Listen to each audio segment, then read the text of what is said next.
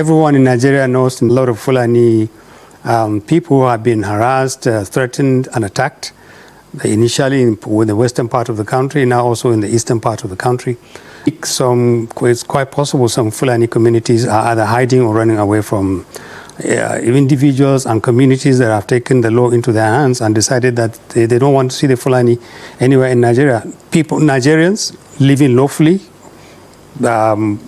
pursuing a living like every other Nigerian, but suddenly demonized and criminalized, and everybody is saying we don't want to see Fulani. Fulani must live. Fulani must live. Now, so the first step we took is to take our time, not to raise tension by speaking out. We confirmed that there are Fulani people. There are millions and millions of Fulani people living lawfully, legally. They are not bandits. They are not kidnappers. They are not breaking any law. And there is no reason why anybody should demonize them and harass them. Secondly, we established that innocent people are being attacked just for being Fulani. That is wrong. It's unacceptable. We also established that a lot of them in Oyo, in Ondo State, in some parts of the east, a lot of Fulani have been threatened and attacked. A lot of cattle have been killed. So we advised the Fulani to seek protection from state agents, from communities, from decent Nigerians who believe that you shouldn't just kill, attack, or harass another Nigerian for his ethnic group. Unless there are grounds to suspect that any Nigerian, whether he's Fulani or Ijo or Igbo or whatever, unless there are grounds to suspect that they have committed a crime, no one has a right to harass them, to intimidate them, to kill them, to burn down their assets. It's wrong, it's dangerous, and it is not something the Nigerian state should tolerate. Because there are Nigerians all over this country who are living at the mercy of communities, who tolerate them, who welcome them, and who do not accuse them of being part of crimes. And what is happening to Fulani in southern parts of the country is unacceptable. We also said, I'm sure you're going to get to that, if the Nigerian state, the federal government, the states, the communities, if they're not going to protect Fulani, honest Fulani people, who are not bandits, who are not kidnappers, people who have lived in communities for 40, 50 years, who everybody knows, and they're not going to be protected against thugs and hoodlums, people who just want to harass them, then we'll tell them to come back to the north. And we will challenge the northern governors to find space for lawful Fulani people to make a living. There are a lot of Fulani who are involved in criminal activities. They made the North their first victim, so we would be the first ones to admit that there are indeed criminal elements among the Fulani. But there are also a lot of honest, decent, hard-working Fulani who are all over this country who are not criminals, and those people must be protected. This idea that the Fulani represent a threat, and so when you say Fulani, everybody just starts panicking. We don't want to see Fulani, we don't want to see cattle. It's a very dangerous development. It criminalizes an entire ethnic group. It makes millions of Nigerians, it puts them under threat. It creates an image of a reality which is not true. And it also puts other ethnic groups in danger, because all you need to do is to identify particular crimes and identify those crimes where a particular ethnic group is preponderant. Now, I'm not going to mention a tribe, an ethnic group here, but let me tell you something. In Kano State, and this is backed by evidence, it's hard evidence, drug manufacturing, drug distribution is linked with a particular ethnic group. This is not a rumor. This is hard fact. More than 80% of all the drugs that is packaged, made, distributed in many parts of the north is directly linked with a particular ethnic group.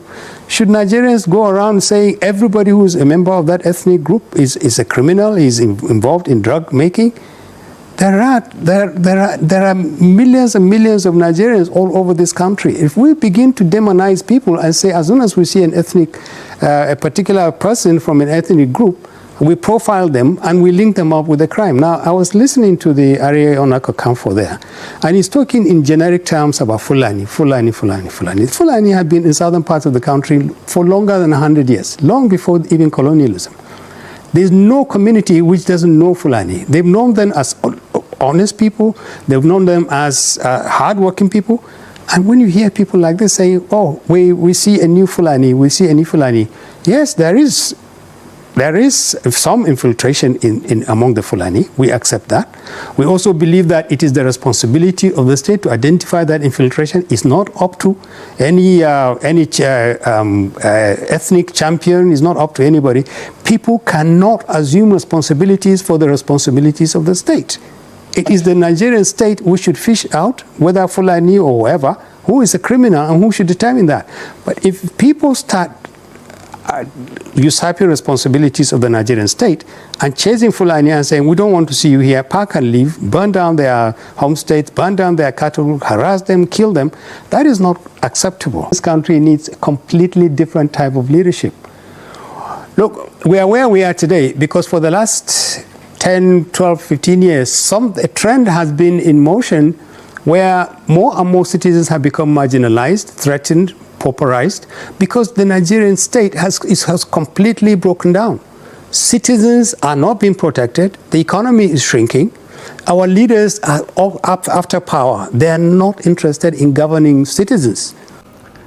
But what has happened within these few years, less than 7 years, that these Fulani who used to live at peace with their hosts, indigenous ethnic groups, within these few years, less than 7 years, the Fulani have now armed themselves.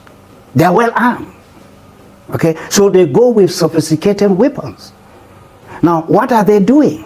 They are invading the indigenous areas that belong not to them historically. They're invading the ancestral lands of the indigenous people. What are they doing? They're invading them. They're attacking them. They are killing them. They are chasing them out. And they are now taking the land. They take over the land. This is what is happening. So when they kill and destroy villages, they now settle there. Okay? Now, this they do with impunity. Nobody has stopped them. When they started doing this, there is no government authority that has stopped the Fulani headsmen from killing. They kill at will. Okay? So there is no force that stops them. And nobody has arrested the Fulani who go about killing people. They are at large. So what is the issue? The issue is, here you have indigenous people who have surrendered the protection and the security of their communities to government. And government has the constitutional right to protect and to secure the well-being of these people. But what government has failed to do, government has failed to protect them from Fulani harassment, attacks, invasion, killings. They have never been protected. If the Fulani herdsmen want to rampage an area today, they will do it at will. Nobody stops them. That is what is going on. So the law-abiding citizens of Nigeria will look up to government to protect them, to secure them. But unfortunately, the government has failed.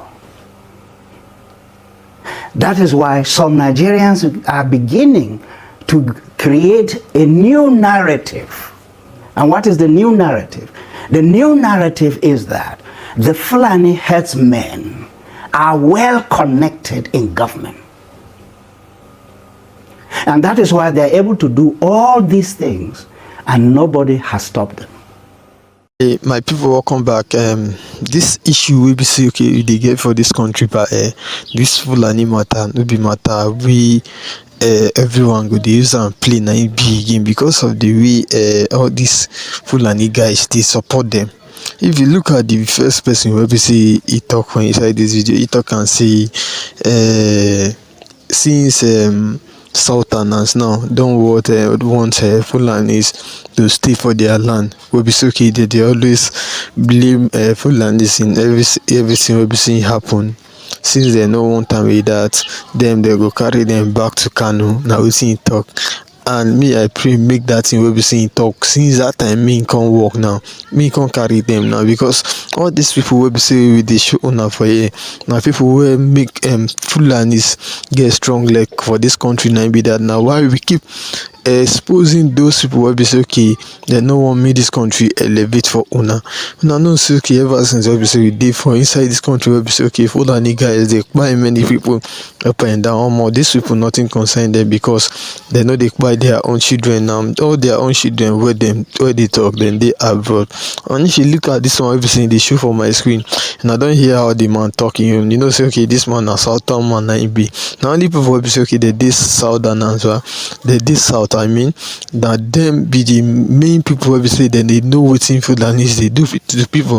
If you look at the way this man dey vex, you go know say they don like kpai many people for the arena or be the community wey be say e dey. So na wetin we get to tell una. For those of una wey be say okay, una go no get anybody apart from God, abeg make una like take care of una self. Make una take care of una self. Self secure is given in this country. So if you no wait for any government to come and protect you, because no government now even they are available to protect any citizen, because they only dey for power. Now we seen they dey for. So for those of una wey be say okay, una get anything wey be say una want to concern this matter, abeg make una drop am for inside comment section.